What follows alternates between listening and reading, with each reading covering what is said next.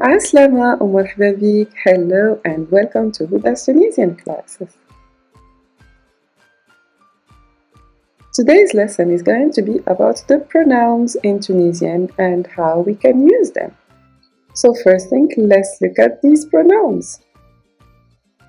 So, I in Tunisian translates to ena, ena. And we can see that here I put the genders to show that this pronoun can be used by males and females on the same time. Okay? So, I translates to ena. You translates to enti, regardless if we are talking to a man or a woman. Okay? He translates to huwa, huwa.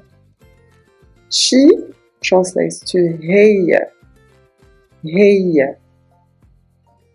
We translates to ehna, ehna. But some regions of Tunisia will use nahna, nahna. Okay? And you in plural translates to ntuma, ntuma. And they translates to huma. Okay, if it's the very first time that you come to see this channel, please watch a video that I have made, and it's called The Tricky Letters, that I'm going to put on the bio, and it will teach you how to say these tricky letters that we use as numbers. So, for example, here we have ehna, ehna, or nahna, nahna. The sound of ha, ha in Arabic countries, we use the number 7 for it, okay? And there's other tricky letters that you can see, discover, and learn how to pronounce from the video that I'm going to put for you in the bio. And it's called The Tricky Letters, okay? Now I'm going to repeat these pronouns, and you can repeat after me. Ena, ena, enti, enti, هو هو هي هي احنا احنا or نحن نحن انتوما انتوما and هما هما.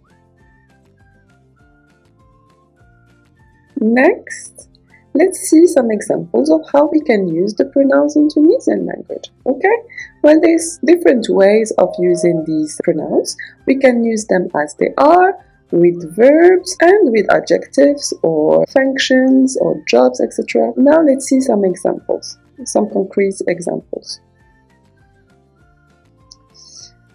So here the example says, شكون يدق في الباب؟ شكون يدق في الباب? And it means, who is knocking at the door? So, you can see here that I am color coding each word, so you can follow the translation of every word. شكون translates to who, who. يدق, يدق relates to knocking. في is at, and الباب the door. شكون يدق في الباب? Who's knocking at the door? The people that are knocking at the door, you already know them, they are part of the family. We usually just say إحنا, إحنا, and it means it's us. Another example that we use as well at home, you ask who's in the bathroom. شكون في الحمام? شكون في الحمام? شكون في الحمام? And then the answer, أنا, and it means it's me. Now let's see how we can use the pronouns with adjectives and functions. The first example says, أنا طبيب, أنا طبيب, and it means I am a doctor. I am a doctor. Something that you need to learn about Tunisian language or Arabic language in general is that in the present tense, we don't have the verb to be. We have nothing that can replace the verb to be in the present. So we use only the pronoun plus the function. pronoun plus the function, or the adjective, pronoun plus the adjective.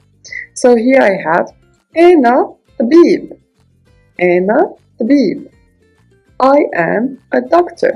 The second example again says أنتي فرحان. أنتي فرحان. And that means you are happy. You are happy.